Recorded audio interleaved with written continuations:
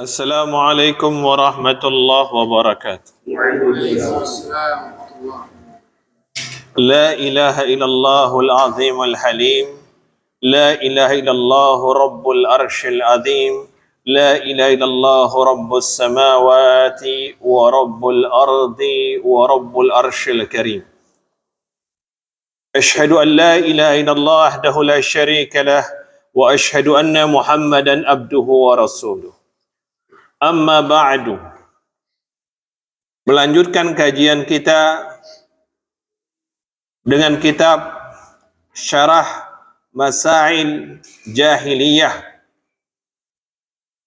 yang mensyarahnya yakni Syekh Salih Fauzan Al-Fauzan pada halaman 1. Masalah pertama, berdoa kepada para wali dan orang-orang soleh. Beliau rahimahullah Syekh Muhammad bin Abdul Wahab rahimahullah mengambil topik pertama yakni berdoa kepada para wali dan orang-orang soleh. Mengapa bab ini beliau ambil? Karena bab ini adalah perkara yang sejak awal orang-orang menyekutukan Allah tersebab keberadaan para wali dan orang-orang soleh. Dari jalan para wali dan orang-orang soleh inilah syaitan menggelincirkan umat manusia, di mana mereka meyakini orang-orang soleh ini dekat kepada Allah, para wali ini dekat kepada Allah, kemudian mereka meyakini akan mendekatkan mereka kepada Allah. Karena sulitnya menurut mereka dekat kepada Allah. Padahal ayat yang jelas yang sudah diketahui banyak kaum muslimin, yakni jika idza sa'alaka ibadi an, jika hambaku bertanya kepada engkau ya Muhammad tentang aku, fa inni qarib. Allah berfirman, aku dekat. Ujibu da'watad da'i idza da'an. Aku mengabulkan doa orang yang berdoa kepada aku. Pengangkatan masalah ini karena masalah inilah yang paling terbesar dan mudah menggelincirkan umat manusia pada bentuk-bentuk kesyirikan dan turunannya dengan kuburan-kuburan para walinya. Kita bacakan matan Syekh Muhammad bin Abdul Wahab. Innahum yata'abbaduna bi isyraqis salihina fi du'aillahi wa ibadatih. Sesungguhnya mereka beribadah dengan menyekutukan orang-orang soleh dalam berdoa kepada Allah Subhanahu wa ta'ala. Makna di mana? Makna dalam tawassul. Menjadikan orang-orang soleh wasilah di dalam berdoa. Yuriduna syafa'atuhum indallah. Yuriduna dengan waw nun di sana maknanya jamak, mereka menginginkan syafaat di sisi Allah melalui perantaran orang soleh, para wali. Bi dhannihim annallaha yuhibbu dzalik. Sesungguhnya mereka zon, sudah kita pelajari minggu lalu. Al-dhannu, sangkaan. Dengan sangkaan-sangkaan mereka bahwasanya mereka mengira Allah menyukai yang demikian. Menyukai apa? Menyukai mereka menyekutukan Allah dengan bertawassul melalui para wali dan orang-orang saleh dan memohon syafaat melalui mereka. Ini perkiraan orang-orang jahiliyah. Wa anna salihina yuhibbunah. Dan juga mereka mengira bahwasanya orang-orang soleh menyukai yang demikian. Ini perkiraannya daripada orang-orang yang jahil. Maka tidak dikatakan orang soleh jika dia senang didatangi orang. Kemudian orang mengatakan kepada dia, mintalah sesuatu kepada Allah untukku. Karena yang demikian dikhawatirkan berpindahnya daripada sikap yang diperintahkan di dalam tawassul, walillahi asmaul husna fad'uhu biha. Bagi Allah nama yang baik, maka bermohonlah dengan nama Allah. Asmaul husna. Allahumma innaka antal wahhab awir razzaq. Ya Allah, sesungguhnya Engkau Maha memberi. Berilah aku rezeki. Allahumma innaka antas syafi isfi. Engkaulah Maha menyembuhkan, sembuhkanlah aku. Dengan nama Allah. Jangan dengan nama wahai Syekh Abdul Qadir Jailani. Dengan kemuliaan Engkau. Berilah kesembuhan pada anakku, pada ibuku. Ini bentuk menyekutukan Allah Subhanahu wa taala. Padahal Syekh Abdul Qadir Jailani terlepas dari semua yang mereka katakan itu. Kemudian kama qala ta'ala, sebagaimana Allah Ta'ala berfirman. Beliau, Syekh Muhammad bin Abdul Wahhab, mengutip firman Allah, menggambarkan tentang bagaimana orang-orang soleh menjadi sekutu bagi Allah Subhanahu wa Ta'ala. Wa ya'buduna min dunillahi ma la yadurruhum wa la yanfa'uhum wa yaquluna haula'i syufa'auna 'indallah.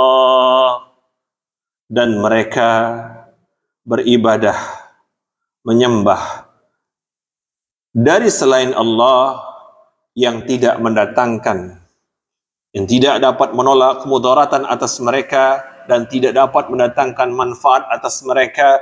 Wa yaqulun, dan mereka berkata, haula'i syufa'auna indallah. Orang-orang soleh itu sebagai pemberi syafaat untuk kami di sisi Allah Subhanahu wa ta'ala. Jadi itu anggapan, zon, persangkaan saja. Sebagai subhat-subhat mereka. Subhat-subhat yang batil. Dalam surah Yunus ayat 18. Kemudian Syekh Muhammad bin Abdul Wahhab kembali mengutip firman Allah, walladzina ittakhadhu min dunihi awliya'a ma na'buduhum illa liqarribuna ila Allahi zulfa. Az-Zumar ayat 3. Dan orang-orang yang menjadikan dari selain pelindung-pelindung, yakni wali, wa na'buduhum, dan mereka beribadah kepada para wali tersebut illa liqarribuna ilallah zulfa, untuk mendekatkan diri-diri mereka kepada Allah dengan sedekat-dekatnya. Ini alasan orang awam banyak. Kenapa antum mendatangi Syekh Fulan, kuburnya dan seterusnya, bertawasul atas mereka? Karena Syekh Fulan ini orang soleh. Dia wali Allah. Hatta orangnya maghrem gila. Dibilang wali Allah. Dan seterusnya dengan istilah-istilah yang sangat menyesatkan kaum muslimin. Padahal dalam surah Yunus ayat 62, ala, ingatlah, inna awliya Allah la khawfun alaihim wa la hum yahzanun. Sesungguhnya wali-wali Allah itu la khawfun, tidak ada ketakutan. Ini cirinya wali Allah. Wa la hum yahzanun. Kita mau mengenal wali Allah itu siapa? Allah jelaskan. Wali Allah itu orang yang tidak memiliki rasa takut. Dengan apa? Dan rasa sedih terhadap apa? Berbagai musibah dan cobaan dunia. Wa 'alallahi yatawakkalun, dan kepada Allah mereka bertawakal. Jadi nggak menghadapi masalah menjadi takut. Masalah diatasi sesuai dengan tuntunan Islam. Dengan istri gimana? Ketika mereka tidak akur. Bermuamalah, berdagang, menghindari perkara yang Allah haramkan. Karena takut terjerumus kepada yang Allah haramkan. Mereka tidak takut miskin dengan usahanya dan seterusnya. Dengan kesehatannya dan seterusnya. Dengan anak-anaknya dan seterusnya.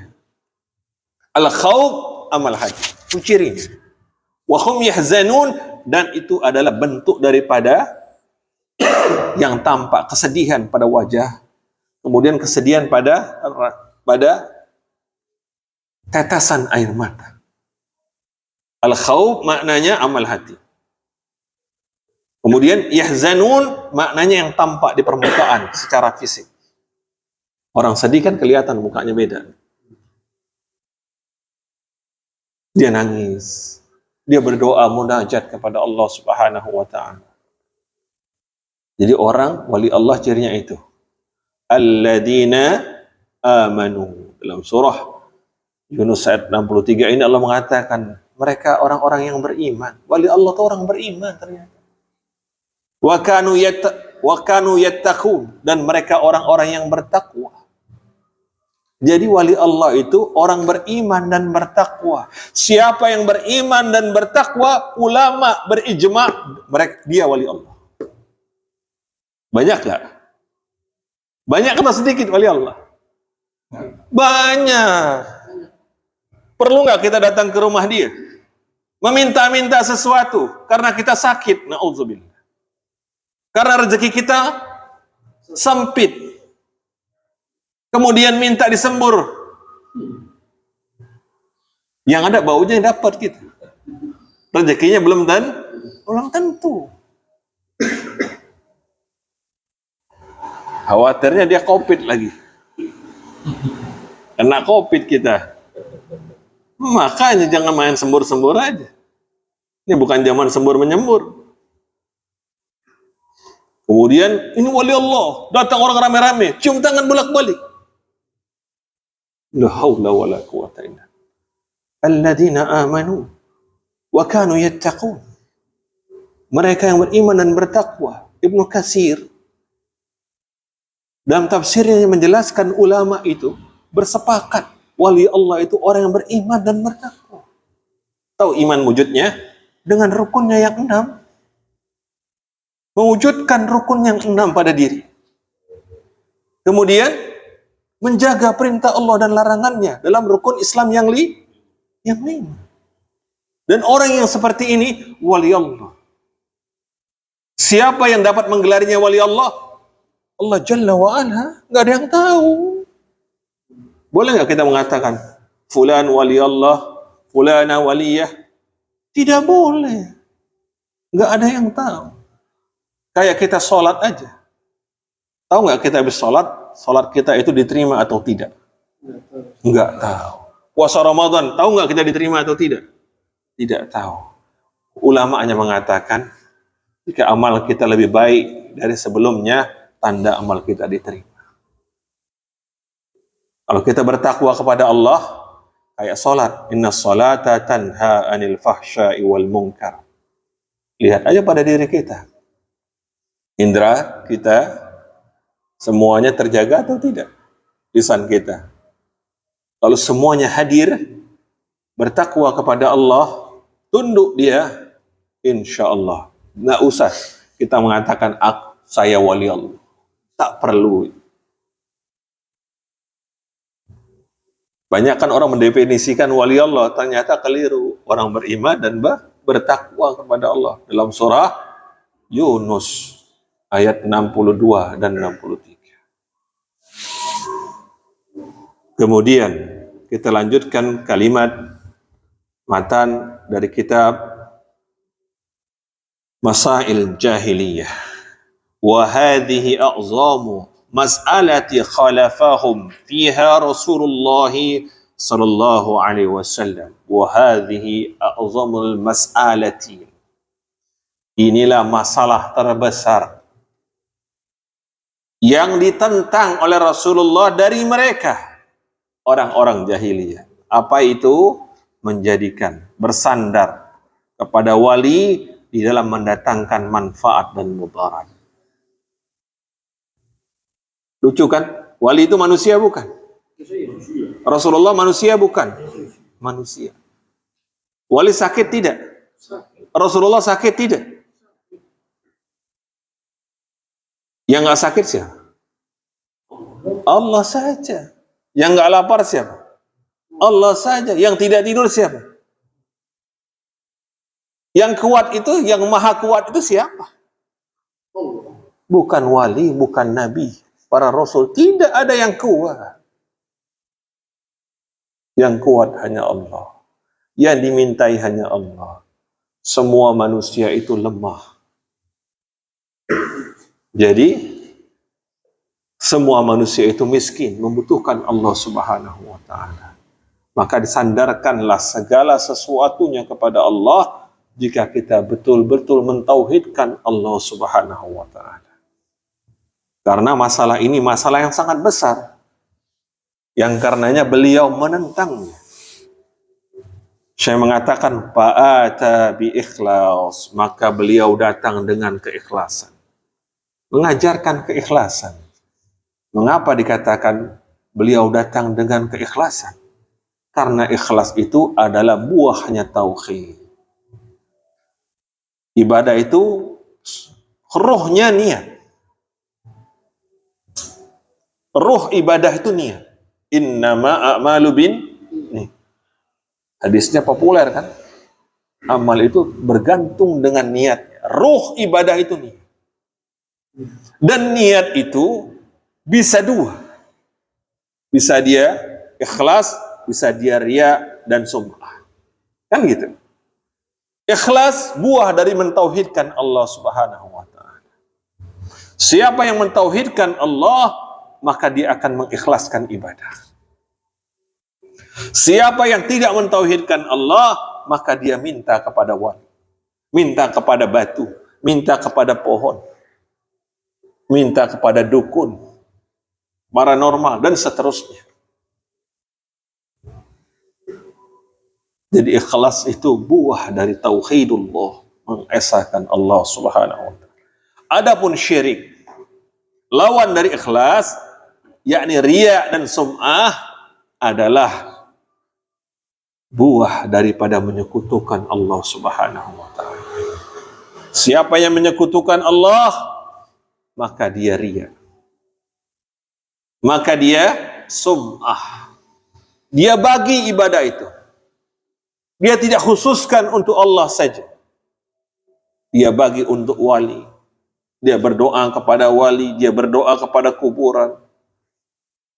Sudah kita bahas bahwasanya orang yang mati, meninggal dunia, itu tidak bisa berbuat apa-apa sekalipun Rasulullah Sallallahu Alaihi Wasallam. Ketika beliau wafat, contohnya, beliau dimandikan tidak? Dikafankan atau tidak? Artinya beliau manusia seperti kita. Tidak lantaran beliau Nabi dan Rasul kemudian tanpa perlu dimandikan, tanpa perlu disolatkan, bisa sendiri jalan, ada malaikat yang ngurus, kan tidak ada. Yang mengurus Ali bin Abi Thalib dan para sahabat, keluarga beliau, bukan para malaikat yang turun kemudian mengurus jenazah beliau. Tidak. Itu maknanya beliau di Taif dilontar orang dengan batu luka, menyebarkan dakwah. Kemudian datang orang sekarang, dia wali Allah. Apa buktinya? Disabet pakai pedang, nggak luka katanya. Sama kayak Bang Pitung. Ditembak nggak mempan katanya. Oh, itu bukan wali Allah, itu wali syaitan. pakai jin, sama dengan kuda lumping, makan beling. Orang makan nasi, dia makan beling. Enak makan beling? Kau belum pernah. Logika sih nggak enak. Haram atau tidak? Haram. Makan yang membahayakan. Siapa yang makan? Bukan dia, jin yang makan. Jin makan beling, makan tulang. Makanya kemudian kita melihat bahwasanya jin di zaman Nabi Sulaiman mengatakan, sebelum kau bangkit dari tempat dudukmu, aku pindahkan singgasana Ratu Balqis. Datang ahli ilmu dari kalangan manusia, dia mengatakan, sebelum matamu berkedip. Dengan apa orang ini? Dengan doa. Pada siapa dia berdoa? Kepada Allah Jalla wa'ala. Dalam kitab Juhud Imam Ahmad, ada orang berjalan di atas air. Kalau sekarang kan orang pada takjub gak? Ada orang jalan, wali Allah nih. Ketika dia berjalan di atas air, kata Imam Ahmad, dia melihat ada orang berjalan di atas udara. Mana yang lebih keren? Kalau air kan mesti napak di air kan? Udara napak di mana coba? Orang yang berjalan di atas air bertanya, "Hai fulan, bagaimana kamu dapat berjalan di atas air?" Apa dia jawab? Ittaqillah, bertakwalah kepada Allah. Itu wali Allah. Sebagian Allah kasih dengan karamah. Dan karamah itu adalah pertanda kewalian seseorang. Dan tidak harus dengan karamah. Sebagaimana Ashabul Kahfi bisa tidur 309 tahun. Kita baru 8 jam, udah puyeng kepala kita. Nggak enak kan tidur kelamaan? Enggak nikmat. 309 tahun gimana tidurnya? Bisa nggak? Kalau bukan wali Allah. Mengapa mereka masuk goa? Allah lindungi mereka. Mereka bisa tidur tanpa makan, tanpa minum 309 tahun. La haula wala. Wali Allah. Dzulkarnain. Dalam surah yang sama Al-Kahfi. Lihat. Dia bisa bangun tembok. Menutup jalan Ya'juj dan Ma'juj.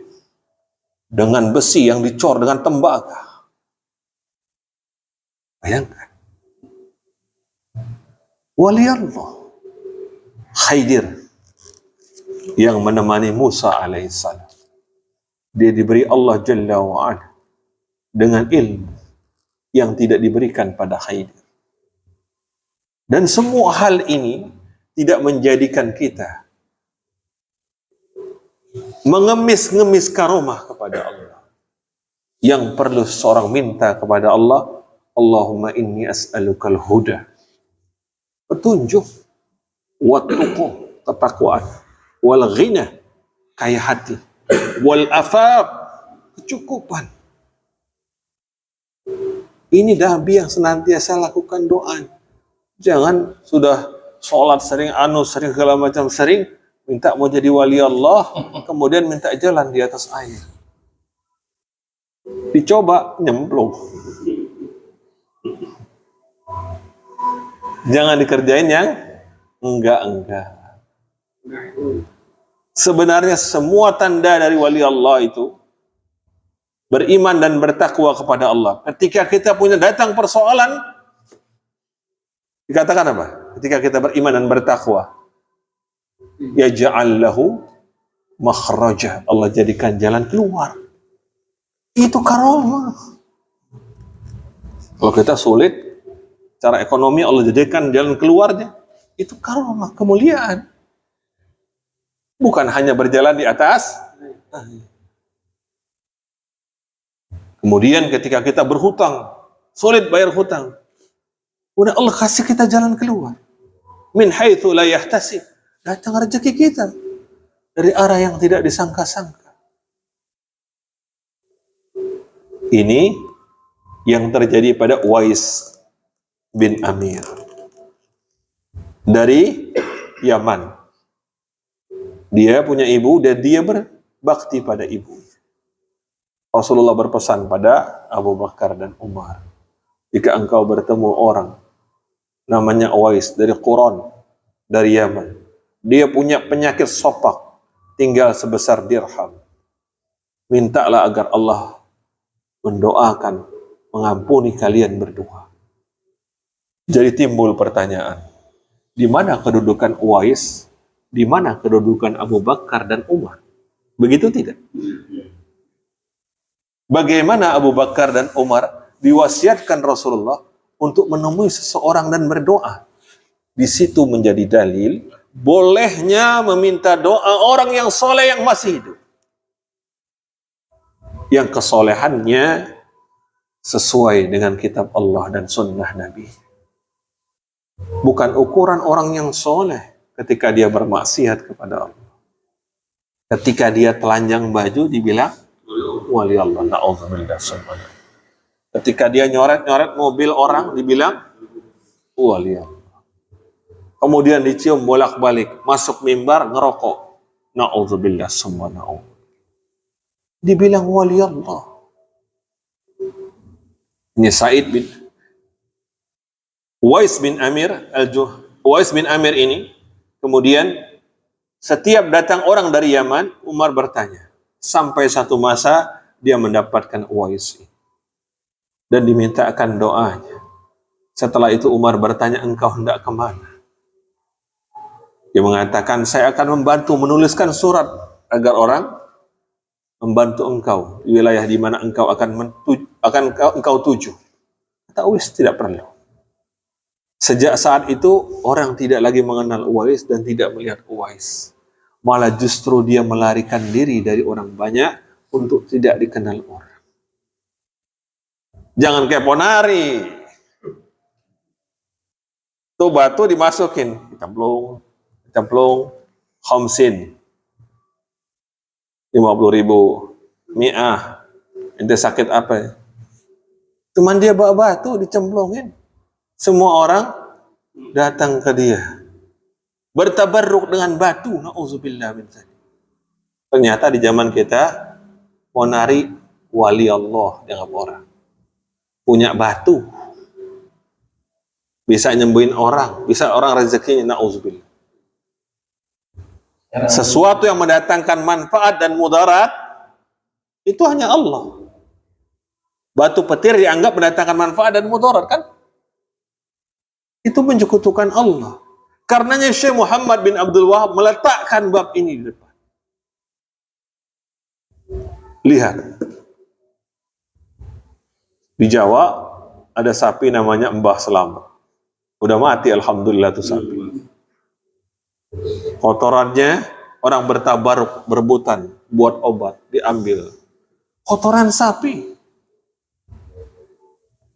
Dibilang pinter, bahlul. Dibilang bahlul, sekolahan. Ramai orang berbondong-bondong. Itu orang Islam, kaum muslimin. Malah yang Nasrani nggak pergi, nggak minta. Orang Islam. Karena jahiliyah, akidah jahiliyahnya muncul.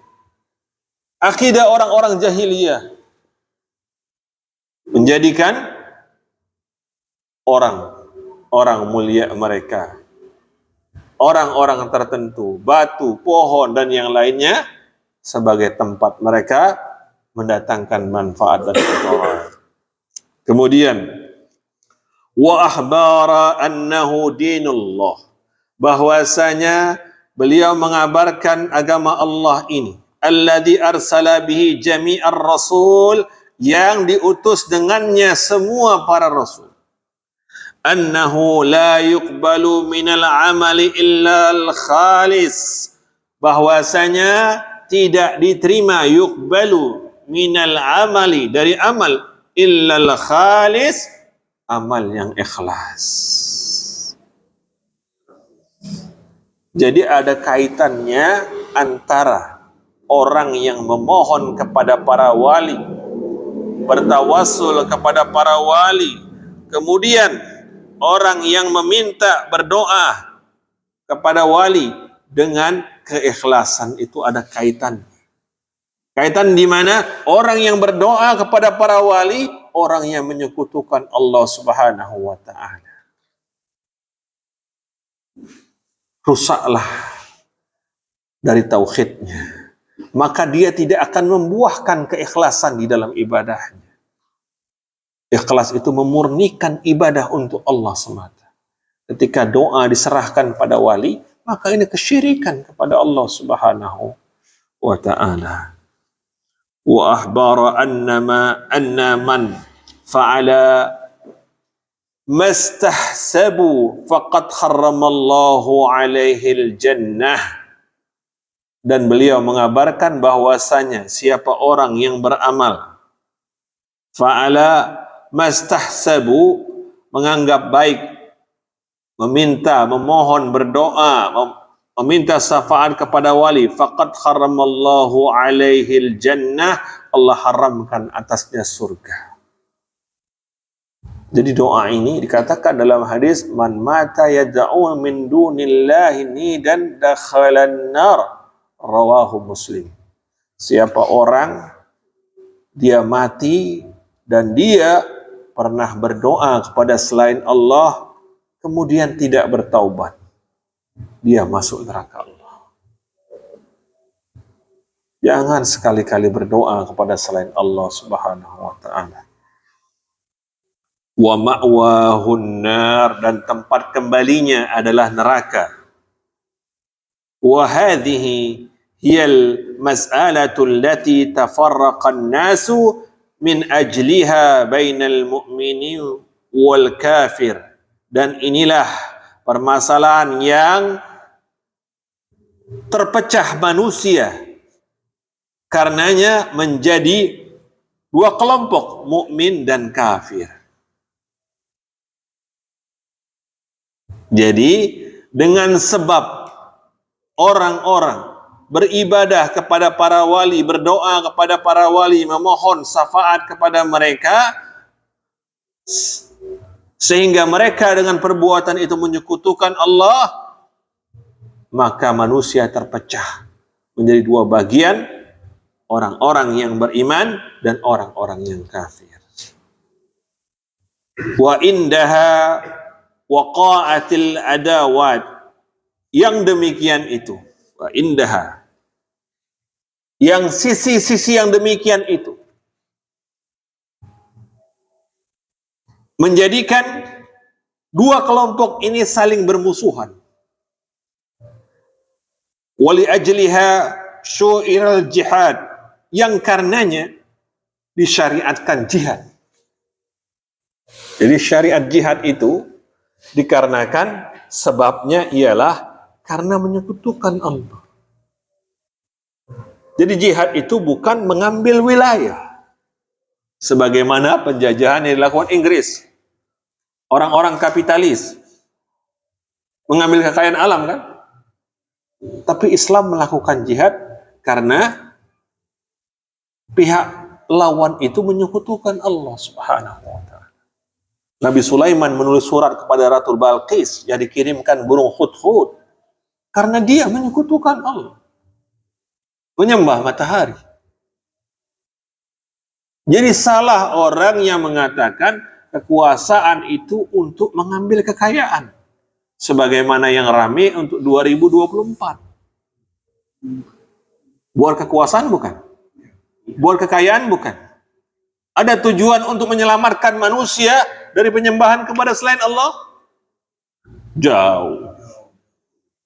Tidak ada. Kalau kita mengambil kekuasaan yang Allah akan berikan kepada kita, kita memperjuangkannya, tujuannya satu. Tip memilih presiden adalah presiden yang mentauhidkan kaum muslimin, yang menyelamatkan Indonesia dari perbuatan syirik. Bukan presiden yang mengatakan kelompok saya lebih baik dari antum, program saya begini, begini, dan begini. Janji dunia semua. Padahal kita bakal bakal mati. Jangan seperti orang alhaakumut takatsur, bermegah-megahan, ngumpulin harta terus nggak habis-habis. Hatta zurtumul maqabir, sampai masuk ke kuburan. Mana orang yang berkuasa 32 tahun? Di mana letaknya? Di kuburan. Mana orang dengan kerajaannya yang luar biasa, Nabi Sulaiman alaihissalam yang punya singgasana, bisa memindahkan singgasana Ratu Balqis, bisa memperbaikinya, kemudian membuat istana dari kaca di atas laut. Mana? Wafat. Jadi yang dibawa apa? Amal soleh. Jadi memilih presiden itu yang mentauhidkan Allah, yang mengajak kaum muslimin mentauhidkan Allah. Karena itu misi para nabi dan rasul. Setiap nabi dan rasul pemimpin bukan? Pemimpin umatnya bukan? Semestinya seperti itulah para pemimpin kita. Mengajak rakyatnya untuk mentauhidkan Allah Subhanahu wa taala, bukan berlomba-lomba daripada urusan-urusan dunia, kelompok dan golongannya, menghina kaum muslimin lainnya, menjatuhkan karakter orang lain, ghibah, namimah. Ini semua terlarang dalam Islam. Sampai ada istilah cebong sama kampret. Dalam Islam itu, kalau ada orang nuduh saudaranya kafir, kembali di antara keduanya. Kalau nggak yang nuduh, ya dia kafir. Kalau ada orang ngomong cebong, kampret, kembali kepada duanya.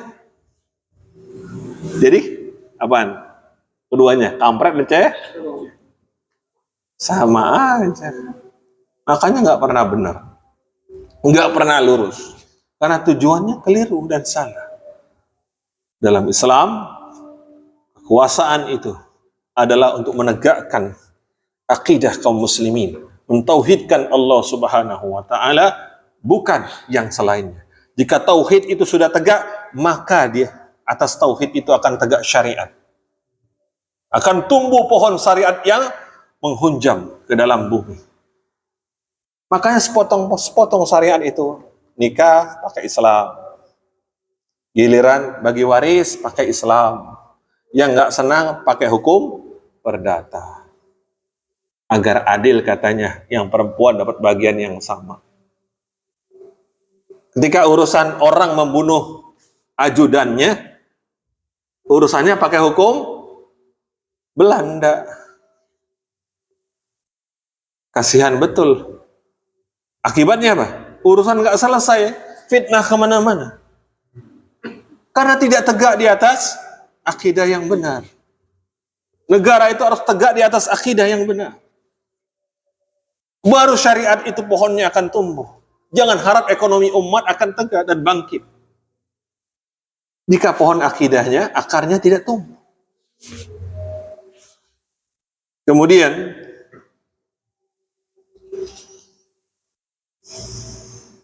kama qala ta'ala, kemudian Allah Ta'ala berfirman, wa qatiluhum hatta la takuna fitnatu wa yakuna ad-dinu kulluhu lillah. Wa qatiluhum fi'il amr, kata kerja perintah, perangilah mereka, hatta la takuna, sehingga fitnah, wa yakuna ad-dinu kulluhu lillah, sehingga agama itu benar-benar, agama itu benar-benar semata-mata milik Allah Ta'ala. Jadi selama orang memiliki motivasi di dalam kehidupannya tidaklah menegakkan tauhid, maka mereka tidak akan menemukan jalan dalam segala masalah yang dihadapi. Kemudian dalam penjelasan Syekh Fauzan, beliau mengutip firman Allah di dalam halaman kedua yang sudah ma'ruf, wa ma khalaqtul jinna wal insa illa liya'budun, dan tidaklah Aku menciptakan, kata Allah, jin dan manusia kecuali untuk beribadah. Liya'budun. Untuk menyembah Allah saja.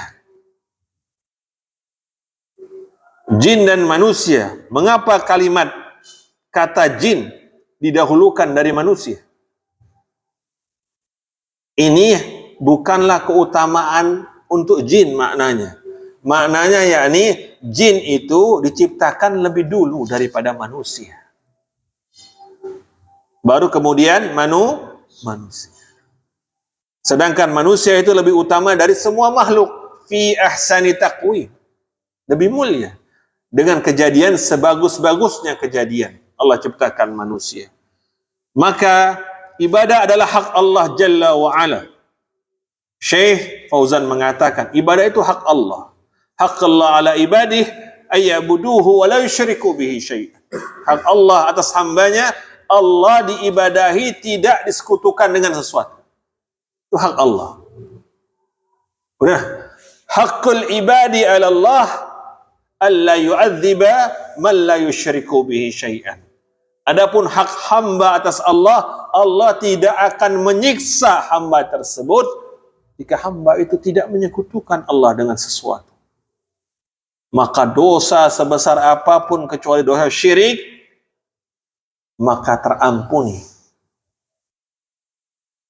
Kalau dosa syirik itu, inna syirka la zulmun azim, dosa yang paling besar. Maka dosa syirik, dosa yang tidak terampuni. Yang karenanya kemudian beliau mengatakan, dia tidak boleh disembah bersama apapun selain. Jadi tidak boleh menyekutukan Allah dengan apapun. Orang-orang jahiliyah melakukan hal sebaliknya. Mereka meninggalkan penyembahan Allah Ta'ala, padahal mereka diciptakan untuk beribadah. Jadi tujuan diciptakan untuk ibadah. Ibadah itu dengan maknanya yang luas. Salat ibadah, zakat ibadah, puasa Ramadan ibadah, haji ibadah, tidur ibadah. Tidur ibadah seperti apa? Tidur yang sesuai dengan adab-adab tidur. Makan ibadah, makan yang sesuai dengan adab-adab makan.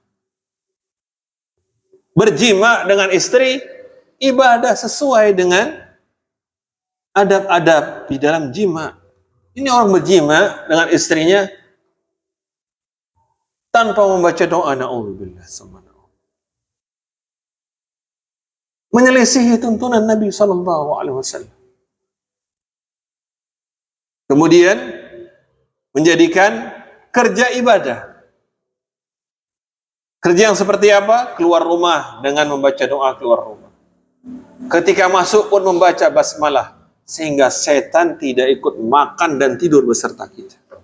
Jadi kalau kita masuk rumah kita dengan basmalah, dinyatakan dalam hadis yang sahih, setan tidak kebagian tempat tidur dan tidak kebagian makan. Berapa banyak setan kebagian makan dan tidur di rumah kita? Karena kita lupa baca basmalah.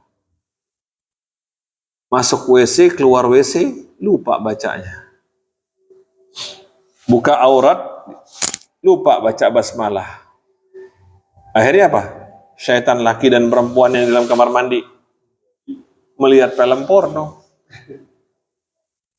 Tuh, kalau kita nggak lupa baca basmalah, buka tuh, aurat kita tampak oleh mereka. Berapa kali kita bikin film porno? Makanya jangan sembarangan menuduh orang bikin film porno. Setiap hari. Kita nggak baca, buka aurat kita. Buka pakaian itu baca, ternyata basmalah. Kemudian dinyatakan oleh beliau nih, mereka menyembah selain Allah Jalla wa'ala dari berhala-berhala. Pohon-pohon. Orang sekarang menyembah pohon tidak? Ada pohon keramat tidak? Minyak beringin. Tuh, melihat pohon tinggi besar, serem, takut lewat situ katanya. Apalagi malam Jumat. pakai kliwon lagi. Nah. Batu-batu ponari itu. Jadi ada nih yang digambarkan oleh Syekh ini, jin, apalagi jin. Banyak banget temannya jin. Ngelihat orang itu kalau sudah sulap bisa menghilangkan sesuatu dan tidak dengan trik, itu dengan jin itu. Dengan bantuan jin. Lihat jinnya Nabi Sulaiman itu. Lihat jin yang mencuri harta Baitul Mal. Dalam hadis Abu Hurairah tentang jin yang mencuri harta zakat, menyerupai manusia. Karena jin itu bisa berubah bentuk, menjadi ular, menjadi anjing, menjadi kita bisa. Bahkan mengaku sebagai Allah Jalla wa'ala, mengaku sebagai Rasulullah Sallallahu Alaihi Wasallam. Beliau Sallallahu Alaihi Wasallam tidak bisa diserupai, tapi setan mengaku saya Rasulullah Sallallahu Alaihi Wasallam. Makanya kalau ada cerita di televisi yang mengatakan Rasulullah datang ke rumah saya, itu jin. Kita buat sampah dia datang. Kemudian Rasulullah duduk di sofa saya, menegur saya. Luar biasa. Kalau Nabi bicara itu kan hadis bukan? Maka saya mau tanya tuh sama orang yang ngomong, ini hadis riwayat Bukhari bukan? Apa riwayat ente? Jadi Rasulullah bicara itu hadis, hukum, bukan? Makanya jangan sembarangan bicara Rasulullah. Masa hadis riwayat Amirul Mukminin? Nggak ada, Pak. Imam hadis yang namanya Amirul Mukminin? Nggak ada. Jadi jangan mau ditipu sama ustadz, sama kiai, jangan mau ditipu. Rasulullah SAW itu tidak akan datang dalam bentuk fisiknya. Beliau itu sudah kita yakini wafatnya, bukan? Siapa yang tidak meyakini wafatnya Rasulullah, dia telah berdusta atas kerasulan Nabi SAW. Apalagi yang mengatakan ruh Rasulullah hadir dalam satu majelis. Hadir di sini, hadir di situ. La haula wala quwwata illa billah. Berarti kemarin Ali bin Abi Thalib, Abu Bakar, Umar, Utsman dan para sahabat nguburin siapa, Mas? Orang yang meninggal dikatakan rohnya itu dikembalikan ke jasadnya. Di mana Nabi dikuburkan? Di Madinah. Jasadnya di mana? Di Madinah. Dikembalikan ke jasadnya. Hadis mengatakan bumi tidak memakan jasad para nabi. Itu sahih. Dan terjadilah di sana, di alam barzah namanya, atau alam kubur, nikmat kubur bagi orang yang beriman, dan azab kubur bagi orang-orang yang kafir dan para pendosa. Mereka tidak mengetahui daripada keadaan kita hari ini. Beliau SAW nggak tahu ada umat yang namanya Amirul Mukminin. Nggak tahu. Yang maha tahu Allah Jalla wa'ala. Ada umatnya si fulan nggak tahu. Karena beliau itu adalah la ya'lamu man fis samawati wal ardi ghaiba illallah. Allah berfirman, tidak ada yang mengetahui yang gaib di langit dan di bumi kecuali Allah. Ada yang bilang, kan kalau kita mengucapkan salawat kepada Rasulullah SAW ada hadisnya. Salawat kita disampaikan kepada Rasulullah. Berarti Rasulullah tahu dengan ana dong. Salah. Yang ada para malaikat itu dalam hadis yang sahih bergiliran mendatangi Rasulullah SAW di alam barzah menyampaikan salam kita.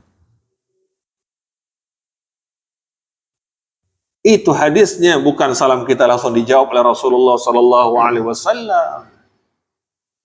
Dalam hadis Jibril dikatakan, sesungguhnya aku menyampaikan salam umatmu kepada engkau. Jadi perantaranya siapa? Jibril, malaikat lainnya. Bukan langsung lantas saya mengucapkan Allahumma salli ala Muhammad, kemudian sampai kepada beliau tanpa ada perantara malaikat yang bergiliran. Malaikat Allah ini dengan bilangan yang hanya Allah yang mengetahui. Dalam keadaan di alam barzah yang Allah pun mengetahui ilmunya, dan tidak ada seorang pun yang mengetahui. Kemudian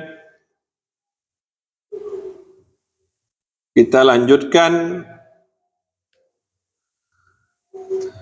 mereka menunjukkan ibadah kepada selain Allah Azza wa Jalla. Di antara mereka ada yang tidak menyembah Allah sama sekali. Mereka adalah orang-orang kafir dari kalangan ateis dan pendewa waktu. Jadi di zaman jahiliyah ada orang yang tidak menyembah Allah. Mereka nyarinya pendewa waktu. Time is money. Waktu adalah uang. Ini dari zaman dahulu juga ada model Qarun. Kemudian, dan di antara mereka ada yang menyembah Allah Ta'ala tetapi juga menyembah selainnya. Ini banyak kaum muslimin semacam ini pula. Menyembah Allah, menyembah yang lainnya. Berdoa kepada Allah, datang juga ke dukun. Berdoa kepada Allah, minta kepada Allah, tawaf di Ka'bah sambil nangis, telepon juga paranormal. Nanya juga sama paranormal. Apalagi mau pilpres begini. Yang paling makmur dukun. Kemudian hukum dari kedua tindakan itu sama. Orang yang menyembah Allah Ta'ala dengan menyekutukannya sama dengan orang yang tidak menyembahnya sama sekali. Jadi orang ateis dengan orang menyekutukan Allah itu hukumnya sama. Musyrik. Karena ibadahnya batil dan Allah Ta'ala tidak meridhai syirik. Di samping itu suatu amal harus selaras dengan apa yang disyariatkan oleh Allah Ta'ala, sedangkan dia tidak menerima amal yang di dalamnya ada bid'ah. Itu Syekh Fauzan itu udah menjelaskan syirik, dia mengatakan amal juga tertolak karena bid'ah. Beliau pakai tedeng aling-aling nggak ngomongnya nih? Nggak pakai ngomong tedeng aling-aling. Langsung. Kemudian beliau mengatakan, begitu juga amal yang di dalamnya terdapat unsur syirik juga tidak diterima. Tradisi jahiliyah yang paling besar, lihat catatan ini, adalah menyekutukan Allah Ta'ala dan berbuat bid'ah. Allahu Akbar. Ini sampai halaman 3. Jika ada pertanyaan, dipersilahkan.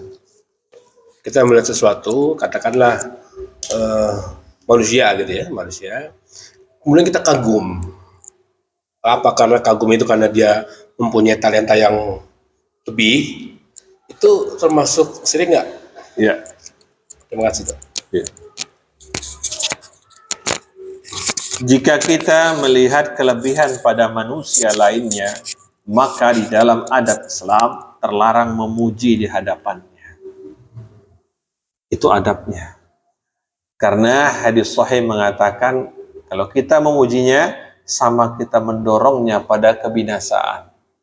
Makna kebinasaan munculnya sikap sombong pada diri orang yang bersangkutan. Sementara itu, semua keutamaan itu datangnya dari Allah Ta'ala. Makanya ketika kita takjub dengan kelebihan orang lain, cukupkanlah dengan Masya Allah. Dan boleh kita mengatakan kepada yang bersangkutan dengan menyertakan kalimat itu. Masya Allah, bacaan antum sesuai tajwidnya. Misalnya seperti itu. Jangan pula kita langsung memujinya di hadapannya dan tidak memuji Allah Subhanahu wa Ta'ala. Yang lain? Kalau sekarang Ustaz gini, Ustaz, kalau misalnya kita mau berdoa gitu, minta sesuatu kepada Ustadz gitu, minta tolong doain, itu apa termasuk ini juga nggak Ustaz? Maksudnya syirik gitu Ustaz? Jadi berdoa dengan meminta kepada orang yang hidup adalah bentuk daripada tuntunan yang sesuai dengan sunnah Nabi SAW. Hal ini sebagai mana kisah Uwais Al-Qarni di mana Abu Bakar dan Umar dimintakan agar kiranya mendoakan keduanya agar Allah Subhanahu wa taala mengampuninya. Namun harus perlu diketahui siapa orang yang kita minta doa itu.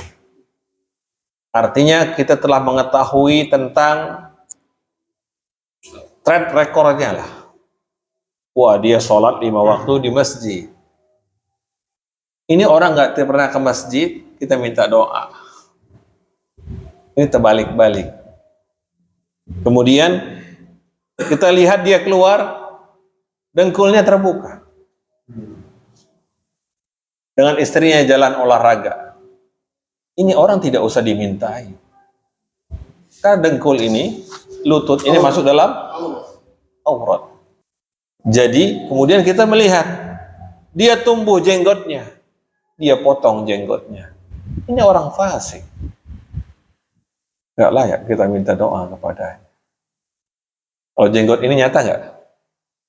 Nyata, bisa kelihatan. Masya Allah, jenggotnya dia pelihara. Kemudian apa? Tidak isbal. Kemudian datang ke masjid 5 waktu. Kemudian ngomongnya terarah. Tidak mengajak orang kalau bercanda itu larinya diplesetin semua agar orang tertawa. Arahnya ke arah yang kotor-kotor gitu. Ini sudah nggak usah diajak minta doa. Na'udzubillah summa na'udzubillah. Jadi track recordnya dilihat. Lantas dilihat pula bagaimana dia dengan tetangganya. Oh, tetangganya buruk dengan tetangganya. Wal yukrim jarahu, menghormati tetangga. Di antara bagian bukti keimanan kepada Allah dan hari kiamat, di antaranya menghormati tetangga. Jika dia tidak menghormati tetangganya, atau dia bertamu, antum bisa melihat bagaimana dia menghormati tetamu. Dari situ bisa dilihat ukuran agama seseorang. Layak atau tidak kita mintakan kepada dia doanya. Bukan harus orang yang lebih tua, tidak. Kalau tua-tuanya, tua keladi. Baik, yang lain? Ustadz, ini kita ini kan hidup dulu-dulunya kan jahiliyah istilahnya, jahil, bodoh, nggak ngerti apa-apa. Mungkin ada mungkin mungkin ada dulu masalah lalu kita khilaf pada ini. Itu bertobat itu bagaimana cara bertobat yang benar? Iya. Ada yang bilang harus sholat tobat, ada yang bilang cukup antum menyesal. Ya, tidak berbuat lagi, atau yang mana? Di mana bertobat itu yang sebenarnya? Yang sebenarnya. Ya. Ya ayyuhalladzina amanu tubu ilallah taubatan nasuha. Ini adalah seruan kepada orang yang beriman agar mereka bertaubat kepada Allah dengan taubat yang nasuha. Apa taubat nasuha? Maka ulama mendefinisikan taubat nasuha an-nadamu taubah. Yakni penyesalan itu bukti daripada taubat. Kalau nyesal itu maknanya amal hati. Kemudian tidak mengulangi perbuatan itu lagi. Kemudian memperbaiki diri. Memperbaiki diri. Karena dengan memperbaiki diri, ikutilah keburukan itu dengan kebaikan. Maka keburukan itu akan terhapus dengan kebaikan. Jadi jangan kita sudah buat perbuatan syirik mendurhakai Allah, atau na'udzubillah katakanlah berzina, atau berjudi, atau akilur riba, makan riba. Maka kita tinggalkan, kemudian kita bersedekah, bertransaksi jual beli yang baik. Jadi menyesal, meninggalkan perbuatan itu, tidak mengulangi, memperbaiki diri. Kalau memperbaiki diri ini syaratnya masuk di dalam hadis. Dengan amal-amal yang soleh. Ulama tidak memasukkannya, namun Nabi mengatakan wa'atqis sayyi'atal hasanata tamhuha. Saya lebih cenderung memasukkannya 4 sampai jadi 5 kalau ada hak manusia. Ulama umumnya hanya 4 saja. Mengapa saya memasukkan 5? Karena ada hadis Nabi yang mengatakan ikutilah perbuatan yang buruk dengan baik karena akan menghapus. Jadi nyata kan? Setelah meninggalkan, menyesal, tidak mengulangi, ikuti dong yang baik. Gitu loh. Kalau tadinya, waduh, riba. Kemudian apa? Stop ribanya, transaksi jual beli. Untung, keluarkan zakatnya. Keluarkan sedekah yang sunnahnya. Begitu, ikuti. Sehingga yang riba-riba kita itu. Atau na'udzubillah. Kemudian yang zina yang dilakukan seseorang itu terhapus. Dia menyayangi istrinya, berikan hak istrinya, merawat anaknya dengan baik, menjaga mereka. Gitu. Jangan kemudian kita terus merasa menyesal, kemudian setan masuk ke dalamnya, setan mengatakan engkau telah berdosa selamanya. Tidak ada jalan taubat bagi engkau. Ini berdayaan setan. Jadi taubat itu diikuti dengan taubat. Taubat itu diikuti dengan taubat. Taubat itu diikuti dengan taubat. Hatta innallaha yaqbalu taubata abdi ma lam yaghargir. Sampai ruh kita di kerongkongan, jangan berhenti taubat itu.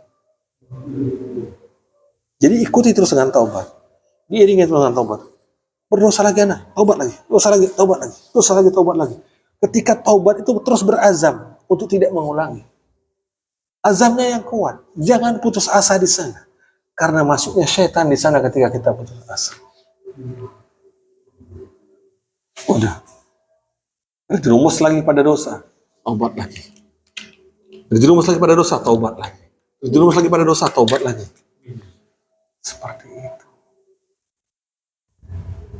Karena Allah Subhanahu wa taala tidak pernah bosan menerima taubat kita. Jadi katakan man laqiyani bi kurubil ardi khataya. Jika sekiranya manusia itu punya dosa, kesalahan sepenuh langit dan sepenuh bumi, la yusyriku bihi syai'an. Syarat itu tuh. Tidak sekutukan aku dengan sesuatu. Laqaituhu bimithliha maghfirah. Aku akan datang kepadanya. Laqaituhu itu maknanya fi'il madhi. Bimithliha dengan yang serupa itu, maknanya dosa kita semua. Maghfirah dengan ampunan. Makanya putus asa itu adalah tanda ingkarnya seseorang, masuknya pada kekafiran. Tidak boleh putus asa dari rahmat Allah seberapapun dosanya.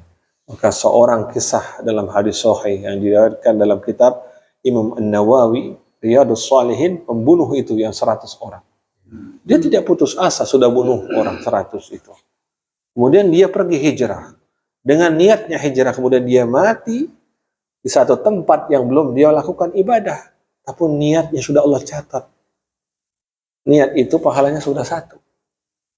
Seperti kita mau bangun sholat malam nih, pasang alarm. Kemudian waktu malam tiba, alarm kita berbunyi, kita ngantuk, kita matiin. Kita tidur lagi, pahalanya 1. Daripada nggak niat kan 0. Gitu loh. Begitupun orang yang niat amal buruk. Jika dia niat amal buruk, Allah nggak catat itu sebagai dosa sampai dia melakukannya. Jika dia tidak melakukannya, Allah catat kebaikan 1. Masya Allah, la haula wa la quwwata illa billah. Kalkulasi Allah berbeda dengan kalkulasi makhluk.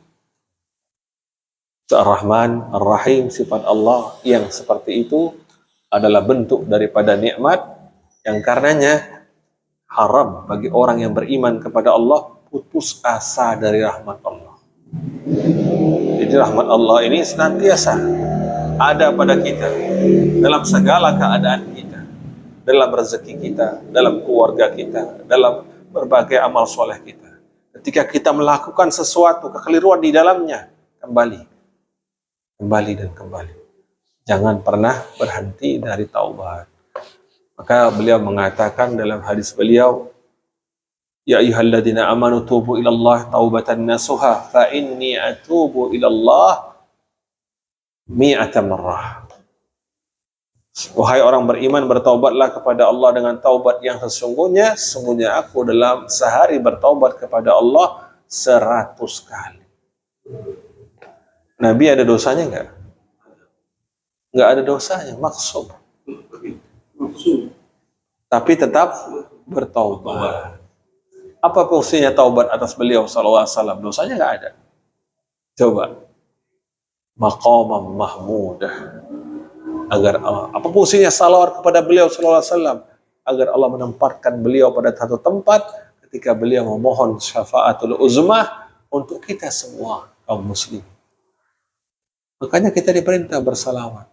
Karena maqam itu, maqam yang mulia itu tidak ditempati hanya seorang saja dari seluruh makhluk yang Allah ciptakan ini. Dan itu dengan salawat kita kepada Allah Subhanahu wa taala bermohon agar dengan salawat tempat itu diberikan oleh Allah Subhanahu wa taala kepada Rasulnya, termasuk ba'da azan. Kita membaca doa agar beliau diberikan tempat tersebut. Baik, kita tutup dengan kafaratul majlis. Subhanakallahumma wa bihamdik, asyhadu an la ilaha illa anta, astaghfiruka wa atubu ilaik. Assalamualaikum warahmatullahi wabarakatuh. Waalaikumsalam warahmatullahi wabarakatuh.